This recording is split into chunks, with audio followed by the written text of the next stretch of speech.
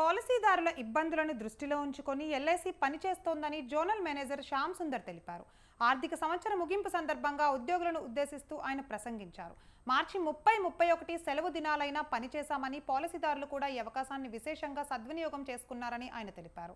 పాలసీదారుల అవసరాలను ముందుగానే గుర్తించి దానికి అనుగుణంగా మన కార్యకలాపాలు నిర్వహించుకోవడం ప్రతి సంస్థ బాధ్యత అని తెలిపారు.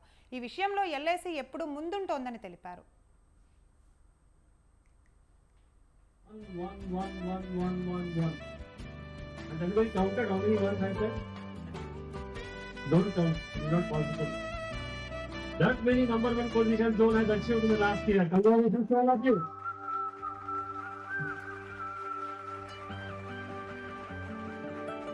Friends, as I speak now, Central Zone is on the track of creating history. In the year 2023-24, they are still funding away from funding of friendly books and lots of terms. One.